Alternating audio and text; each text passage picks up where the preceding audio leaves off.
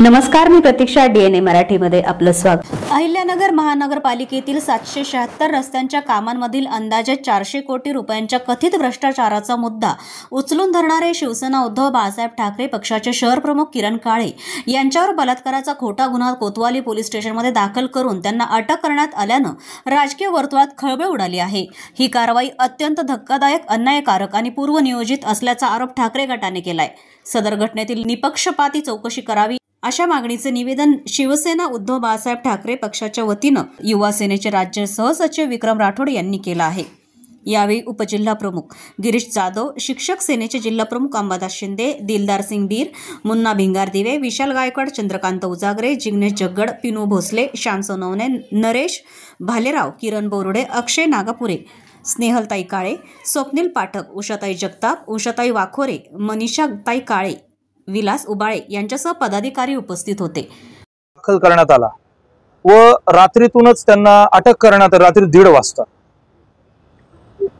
काही दिवसापूर्वी तुम्हाला माहित असेल तर किरण काळे यांनी या नगर शहरातले जे रस्ते आहेत 776 रस्ते आहेत त्यांचे 400 कोटीचा घोटाळा बाहेर काढला आणि या घोटाळ्याच्या संदर्भात अनेक पाठपुरावा केला. आमचे शिवसेनेचे नेते संजय राऊत साहेब यांच्यापर्यंत हा घोटाळा पोहोचवला. संजय राऊत साहेबांनी मुख्यमंत्री साहेबांपर्यंत हा घोटाळा पोहोचवला. तर याचा कुठंतरी राग मनात धरून आणि याच्या अगोदर त्यानंतर सुद्धा स्वच्छतेच्या संदर्भात सुद्धा त्या ठिकाणी घोटाळा त्या महानगरपालिकेचा काढला. कारण की आपण पाहतो महानगरपालिकेला देशात 5व्या क्रमांकाचं स्वच्छतेचं अभियानाचं मिळालंय, पण ते सुद्धा खोटा घोटाळा त्या नगर शहराला, या देशाला, या महाराष्ट्राला दाखवला. तर हा मनात धरून येथील स्थानिक राजकारणी व पालिकेतील अधिकाऱ्यांना हातीशी धरून हा जो घाणेरडा प्रकार बलात्कारचा हा त्या ठिकाणी खोटा गुन्हा दाखल करण्यात आला. आपण पाहतोय याच्या अगोदर सुद्धा IT पार्कच्या संदर्भात सुद्धा किरण काळेंनी आवाज उचलला होता आणि तेव्हा सुद्धा त्यांच्यावर महिलेच्या माध्यमातून खोटा गुन्हा दाखल करण्यात आला. त्याच्या अगोदर शिवसेनेवर महापौर आमचे भगवान फुलसुंदर हे सांगली येथे पूरग्रस्तांना मदत करत होते. नगर शहरात त्यांच्यावर बलात्कारचा गुन्हा दाखल करण्यात आला.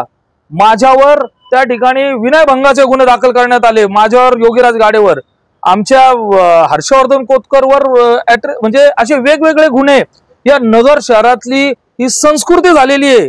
म्हणजे पॅटर्न म्हणतात ना नगर शहरातला, खोटे गुन्हे दाखल करण्याचा हा पॅटर्न या नगर शहरात चालू केलेला 2014 पासून. काळे, किरण काळे यांची पत्नी, माझ्या मिस्टरांवर जो आता बलात्काराचा खोटा गुन्हा संग्राम जगताप यांचं मी नाव ठामपणे घेते, त्यांनी जो केलेला आहे तो दादांत खोटा आहे. कारण असे कुठल्याही प्रकारचे गुन्हा घडलेलाच नाहीये.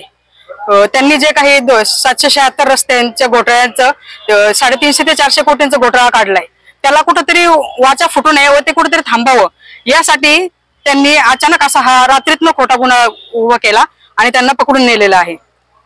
मी याच्या आधी हे IT पार्कचं जे प्रकरण यांनी खुलं केलं होतं की IT पार्क हा खोटा आहे, त्यावेळेस देखील जी बाई तिथं अस्तित्वातच नव्हती तिच्या नावानं तो गुन्हा दाखल केला होता विनयभंगाचा, की जो सिद्ध झाला की त्याच्यामध्ये त्यांना क्लीन चिट मिळालेली आहे.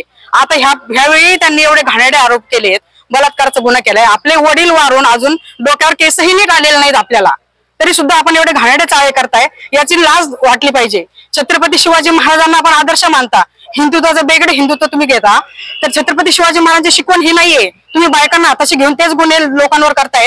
याच्यासारखा निर्लज्जपणा कुठंच सापडत नाहीये.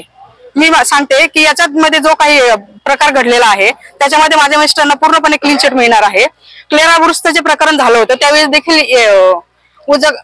उजागरे साहेबांच्या याच्यावर देखील खोटा विनयभंगाचा गुन्हा दाखल केलेला होता. यांचं फक्त कामच हे आहे की जे काही आपल्या विरोधात जातील त्यांच्यावर विनयभंग, बलात्कार असे गुन्हे दाखल करायचे.